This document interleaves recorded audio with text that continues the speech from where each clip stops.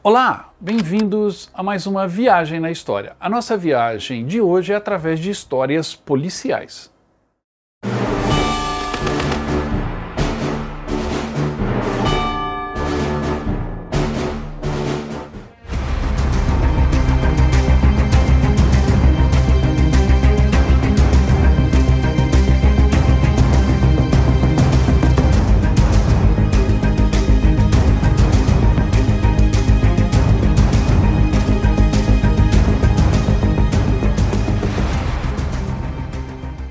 Mas antes de começarmos a contar essas histórias através de 10 filmes policiais imperdíveis, não se esqueça de dar um like no programa, deixar o seu comentário e também se inscrever se ainda não estiver inscrito.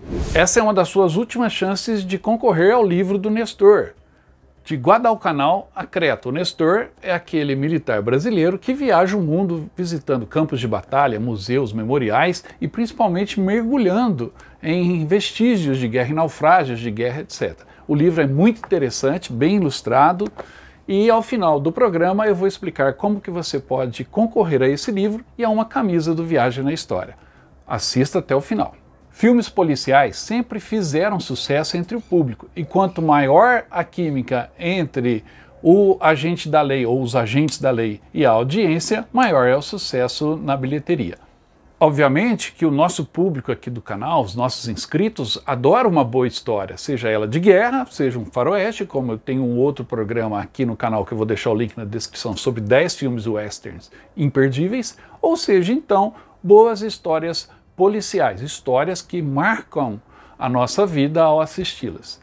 E bons filmes policiais é o que não faltam. Para fazer uma lista com 10 filmes imperdíveis, eu tive que fazer muita pesquisa, reassistir, reavaliar, para poder indicar para vocês os melhores, na minha opinião. Não sou nenhum grande crítico de cinema, eu sou apenas um curioso, e gostaria de te indicar esses 10. Se você não concordar, pode mandar as suas sugestões para uma possível lista, se todo mundo gostar dessa. Vamos lá então, começando a nossa lista. No início dos anos 70, um grande astro fazia muito sucesso na Europa e também nos Estados Unidos, Clint Eastwood. E ele começou com esse filme que eu vou indicar agora, o Dirty Harry, Perseguidor Implacável, uma sequência de 5 filmes com o mesmo personagem. Dirty Harry marcou, impactou as bilheterias e lançou um novo estilo de filmes policiais à época. Em 1971, São Francisco enfrenta o terror de um maníaco conhecido como o Assassino de Escorpião. Ele ataca as vítimas e exige resgate por meio de notas deixadas na cena do crime. Eis que então surge o inspetor Harry Callahan, chamado de Dirty Harry, ou seja, Harry o Sujo, por conta de seu estilo meio violento de resolver os casos. Ele é designado para este caso junto com seu novo parceiro, o inspetor Chico Gonzalez, e a partir de então os dois vão rastrear o escorpião e tentar detê-lo. Harry Callahan teria uma trajetória longa no cinema, sempre interpretado por Clint Eastwood, e o personagem se mistura com o ator, mais conhecido por sua intolerância com o sistema legal burocrático e sua firme crença na justiça por meios violentos, se forem necessários, para corrigirem os erros. Além de Perseguidor Implacável, Clint Eastwood voltou ao personagem de Harry Callahan em mais 4 filmes. E todos fizeram bastante sucesso nas bilheterias. E esses filmes lançaram também um novo gênero, um novo estilo policial, como eu disse, violento, que resolve as coisas de uma maneira nada sutil. É o caso de Charles Bronson em Desejo de Matar, inspirado num personagem real em Nova York, que faz justiça pelas próprias mãos e ficou famoso ao fazer a justiça no metrô de Nova York. Esse personagem, interpretado por Charles Bronson, também teve 5 filmes em sequência, todos com o mesmo nome, Desejo de Matar, 1, 2, 3, etc. Outro que também fez uma sequência de 5 filmes de um mesmo personagem que resolve tudo pelas próprias mãos foi Bruce Willis em Duro de Matar, que também teve 4 sequências. No entanto, Clint Eastwood voltaria ao gênero policial várias vezes, não apenas interpretando o Dirty Harry, mas em Alcatraz, Fuga Impossível, ou Na Linha de Fogo, ou até Um Mundo Perfeito com Kevin Costner. Ele sempre se travestia de um agente da lei. E somente no seu último filme, A Mula, é que interpreta um transgressor da lei. Mas no caso desse filme, nós somos até simpáticos ao bom e velho Clint interpretando esta mula. Stop! They're murder cases. You just turn him loose. Um pouco antes do sucesso de Dirty Harry nas telas, um outro policial também arrastou multidões aos cinemas ao redor do mundo. Trata-se do personagem interpretado por Steve McQueen em Bullitt, um filme eletrizante. Em Bullitt, a história mostra o tenente Frank Bullitt recebendo uma missão para proteger uma testemunha importante em um caso que poderia derrubar uma poderosa organização criminosa com o depoimento dessa testemunha. Bullitt e seus homens se revezam na guarda dela, mas logo ocorre um golpe e essa testemunha é mortalmente ferida. A partir de então, Bullitt quer resolver o caso com suas próprias mãos. Responsável por consagrar a carreira de Steve McQueen, o filme Bullitt ajudou a reinventar o cinema de ação, ao mostrar com realismo a sua máxima potência. O diretor Peter Yates ousou em colocar, entre aspas, o espectador dentro do carro, ao volante, nos brindando com uma das mais antológicas e engenhosas sequências de perseguição nas ruas do cinema. Uma cena à frente de seu tempo, diferente de tudo que já tinha sido feito até então nos filmes policiais. Com isso, o filme captura a sensação de velocidade e adrenalina como nenhum outro. Essa sequência da perseguição pelas ruas de São Francisco entrou para a história do cinema. E quando a gente fala de filmes policiais com perseguição de carros, lógico que uma série de outros filmes vem à nossa mente. Bullitt foi o precursor e Steve McQueen está muito bem no filme, mas os que vieram depois também não negam fogo. E até os que vieram antes, como Operação França. Depois tivemos Louca Escapada, com a Goldhound, dirigido por Steven Spielberg, ou o próprio Steve McQueen, que voltou em Os Implacáveis, um filmaço dirigido por Sam Peckinpah, como também é inesquecível o filme Corrida contra o Destino e o imortal Kowalski em seu carro branco cortando as estradas dos Estados Unidos na companhia de um DJ que faz a trilha sonora tornar o filme ainda mais eletrizante, inesquecível. E também o filme Fuga Alucinada, Dirty Mary, Crazy Larry, talvez o casal mais maluco nas estradas dos cinemas de Hollywood. E tanta correria ainda gera outros filmes muito bons, como Drive, ou mesmo Abacaxis, como Velozes e Furiosos. Mas o fato é que todo mundo gosta de uma boa perseguição, de cenas de muita ação. E se você der um like nesse programa agora, eu prometo a vocês que farei um programa especial dedicado a estes filmes que eu citei agora, os filmes policiais com muitas perseguições de carro. When I'm ready. He's still my witness.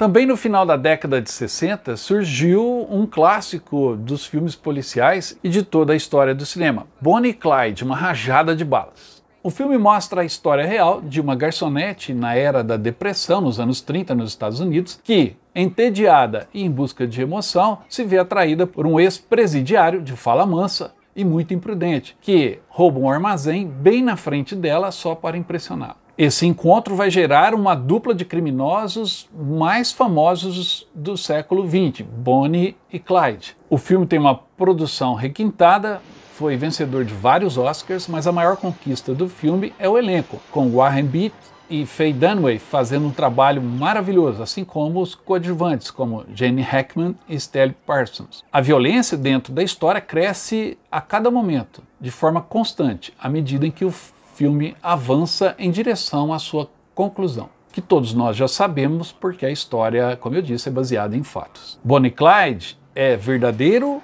e é também arte. É um filme de gangster e ao mesmo tempo um filme leve. É um filme divertido que fica sangrento e um caso de amor que termina em tragédia. O filme impactou muito na maneira como se faziam os filmes policiais e influenciou todos que vieram depois.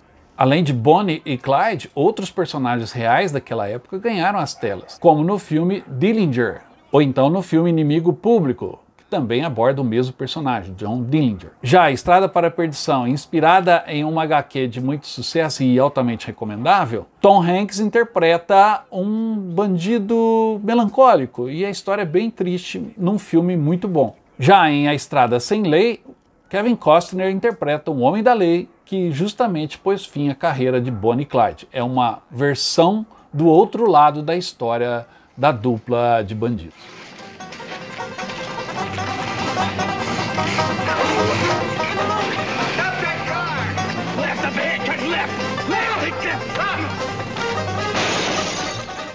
Mas todos esses filmes policiais que eu estou comentando aqui, eles têm um pai, têm uma matriz, e a matriz é o chamado cinema noir.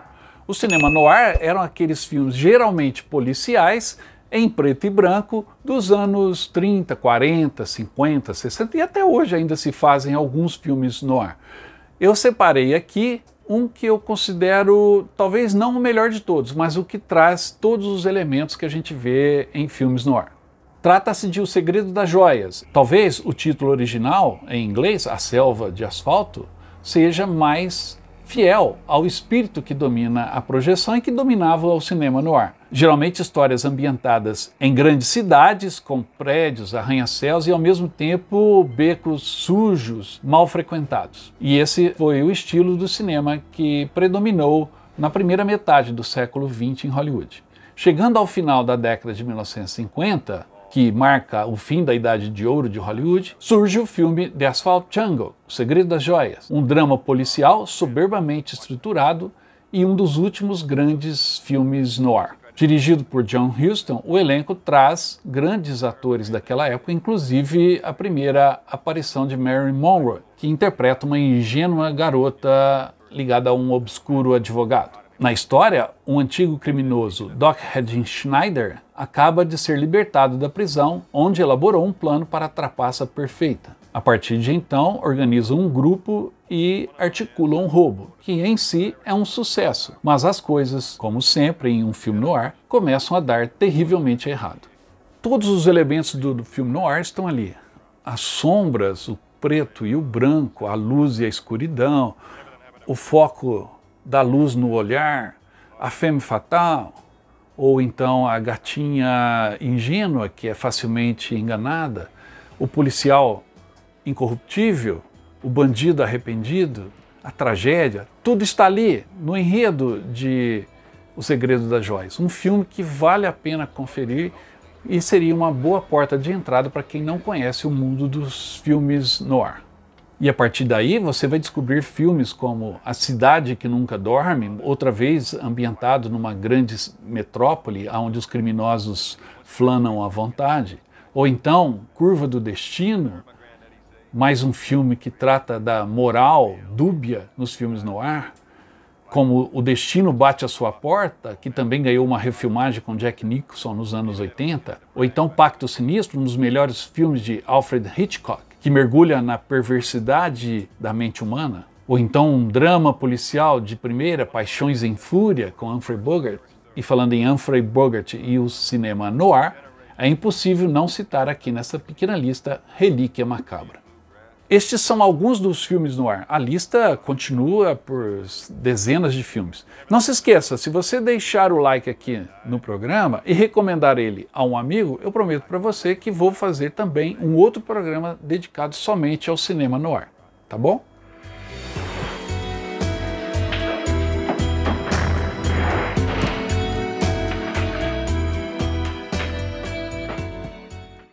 Mas o cinema policial não é uma exclusividade, obviamente, dos americanos. Existem bons diretores que fizeram bons filmes fora do mainstream de Hollywood. E a próxima indicação nossa é exatamente um diretor italiano, Sergio Leone, famoso por aqueles filmes de western spaghetti, como Era Uma Vez no Oeste, Por Uns Dólares a Mais, Por um Punhado de Dólares, Três Homens em Conflito e tantos outros. Mas Leone também dirigiu uma obra-prima dos filmes policiais, Era Uma Vez na América. A história de Era Uma Vez na América mostra a ascensão de uma gangue nos anos 1930, quando existia a proibição da bebida alcoólica nos Estados Unidos, e os acompanha até o final dos anos 1960. Os dois personagens principais do filme são os fios condutores da história e dão um tom do que o diretor quer mostrar. O filme aborda três épocas distintas das vidas desses dois personagens, explorando o coração e a alma de um deles, Noodles, um homem que, lutando consigo mesmo, tenta praticar atos malignos. A ambientação é deslumbrante, autêntica e suja, como necessitava o roteiro. Parece que você está de volta realmente aos anos 30. O elenco tem James Woods e Robert De Niro, não precisa dizer mais, perfeito. A trilha sonora de Ennio Morricone conduz a história e reforça a visão do diretor. Com todas essas qualidades, sem sombra de dúvida, assistir Era Uma Vez na América é um ato de amor ao cinema. E assisti-lo numa tela grande, melhor ainda. Mas, como Sergio Leone, outros diretores europeus também se aventuraram no gênero.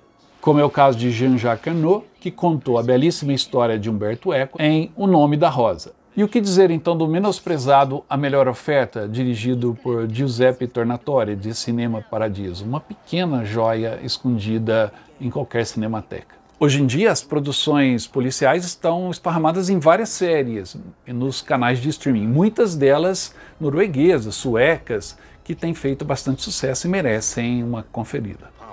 There they are, the four horsemen of the apocalypse. Mas os gangsters dos anos 30 também foram tema de um filme de muito sucesso no final dos anos 80. Trata-se de Os Intocáveis, dirigido por Brian De Palma. A história é ambientada na década de 1930, quando a lei seca está a todo vapor. E o chefão da máfia de Chicago, Al Capone, interpretado por ninguém menos que Robert De Niro, governa o seu império com bombas, subornos e metralhadoras. Já que a lei seca é muito impopular entre o povo americano, quem vai enfrentar o criminoso Capone? Eis que surge o jovem agente do tesouro Elliot Ness, interpretado por Kevin Costner. Ness quer fazer a coisa certa, mas percebe que os métodos exigidos são muito mais heterodoxos, com o departamento de polícia corrupto e tudo mais. Ele pede então ajuda a um policial veteroso, Sean Connery, a um contador e a um jovem cadete da polícia. E começa então a derrubar Capone. Depois de muitos tiroteios, ataques e assassinatos, tudo se resume em um confronto clímax no telhado de um tribunal lotado. Um filme que tem em seu elenco Robert De Niro, Sean Connery, Kevin Costner e Andy Garcia de quebra, com certeza não tem como dar errado. Mas a direção de Brian De Palma, para mim, o melhor diretor de filmes policiais. E todo o requinte da produção, obviamente, transformaram Os Intocáveis num grande sucesso, que de quebra ainda traz a trilha sonora de Ennio Morricone. Policiais usando métodos não convencionais para prenderem bandidos inalcançáveis também foi o mesmo tema de um outro grande policial interpretado também por um grande elenco. Trata-se de Golpe de Mestre com Paul Newman e Robert Redford. Brian De Palma dirigiria muitos outros filmes policiais, entre eles Scarface, com Al Pacino no papel título.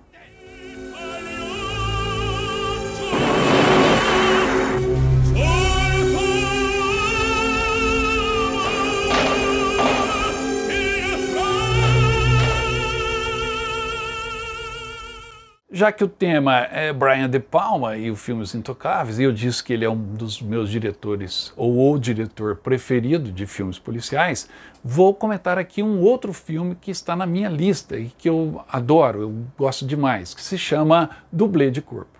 Dublê de Corpo, um filme típico dos anos 1980, é chocante, comovente, satírico, muitas vezes hilário e sempre muito divertido. No enredo, acompanhamos a história de um ator de filme B lutando com muitos problemas, até a claustrofobia, que lhe custou o papel em um filme de terror. Desanimado com os problemas que surgem em sua vida, esse ator é levado a uma história um tanto quanto surpreendente ao testemunhar um assassinato horrível e até se tornar um suspeito deste mesmo assassinato.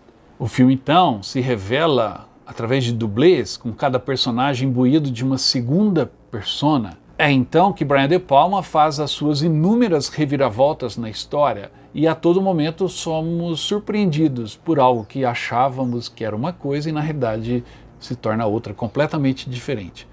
Se deixe levar ao assistir Dublê de Corpo. A história é muito bacana, nos surpreende a cada momento, as locações são incríveis. Apesar do figurino datado dos anos 80, a história é muito bacana, muito atual e muito surpreendente. Vale a pena conferir Dublê de Corpo, não é à toa que ele está aqui na lista. Brian De Palma, que já havia dirigido dois outros excelentes policiais, como Um Tiro na Noite e Vestida para Matar, depois dirigiria Scarface e também Os Intocáveis. E para quem gosta de filmes com reviravoltas, personagens dúbios, que nos surpreende a cada momento, eu recomendo 2 outros filmes que falam de desejo. Em Traídos pelo Desejo, a história é simplesmente surpreendente. Já em Bound, Unidas pelo Desejo, as 2 personagens nos deixam amarrados.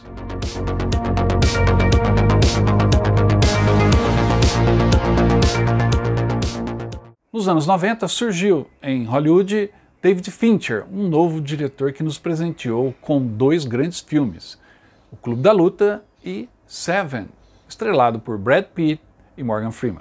Seven, Os 7 Pecados Capitais, é um filme muito complexo e profundo e ao mesmo tempo bastante perturbador. A história gira em torno de 2 personagens bem desenhados, David Mills, interpretado por Brad Pitt, e William Somerset, interpretado por Morgan Freeman. 2 policiais, um experiente e um jovem, sempre é um clichê em filmes policiais. Mas o contraste entre esses 2 personagens não é marcado por risos ou drama barato, mas como a verdadeira solução para uma questão moral que acompanha o filme. O detetive mais velho, solitário e cínico, se preocupa com as pessoas, mas já viu tanto o lado negro da vida que não tem mais esperança na sociedade. Já o jovem policial, Mills, não é tão inteligente quanto seu parceiro e vive por uma crença simplista no poder da aplicação da lei que pode mudar o mundo. No final, é apenas o assassino, chamado John Doe, que pode ensinar a Mills a verdade, que este mundo é muitas vezes chocante,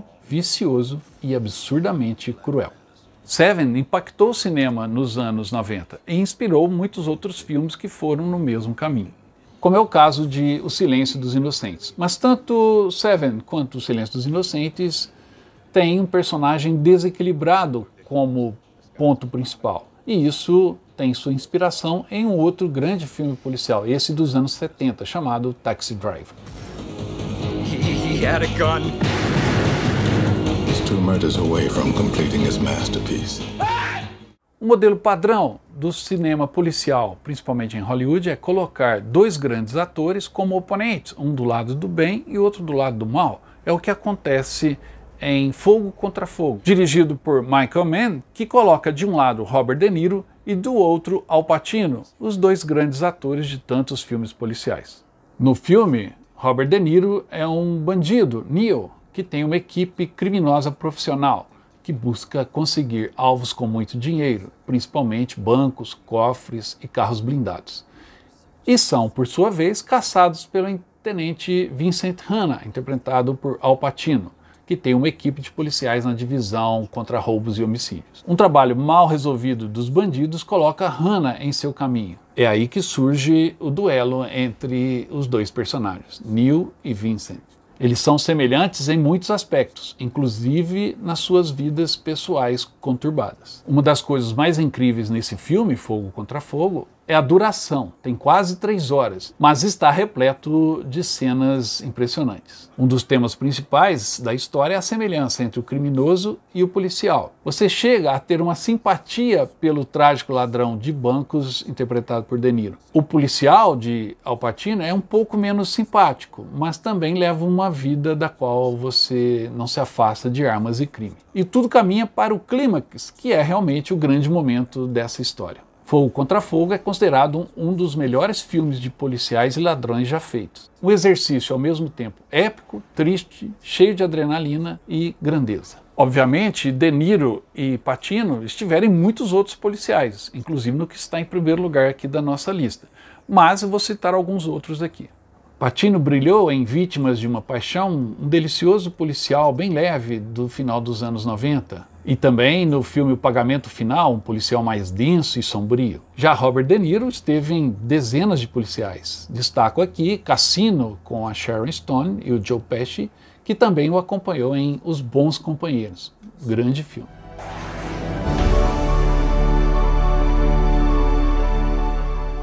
Estamos chegando ao final, e lógico, no final sempre tem o melhor. E o melhor policial de todos os tempos, e na minha opinião, e eu acho que de muitas pessoas, está O Poderoso Chefão.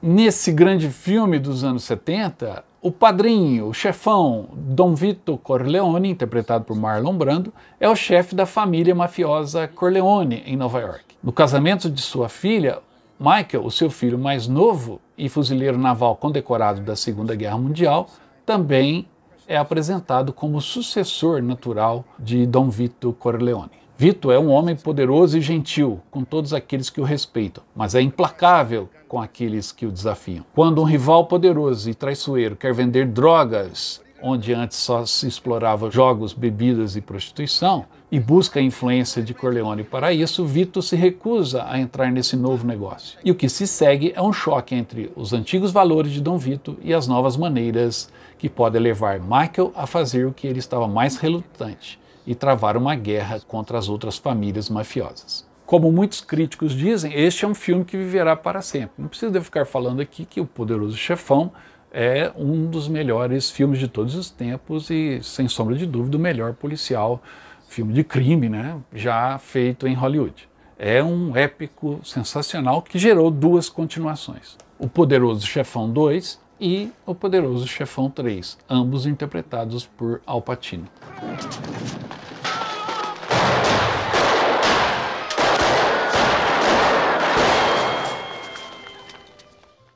Bom, depois de tanto tiro, perseguição, bandido na cadeia ou não, né?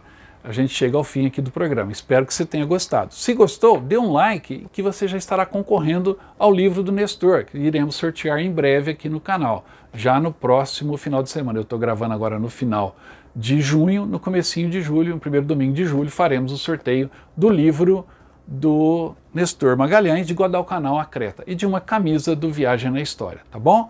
Aguardo vocês. Para isso você tem que dar o like no programa, deixar o seu comentário, quero ganhar o livro do Nestor, e dizer o que achou do programa, e também estar inscrito no canal. Se não está inscrito, por favor, se inscreva, tá bom? Espero que tenham gostado e até a próxima.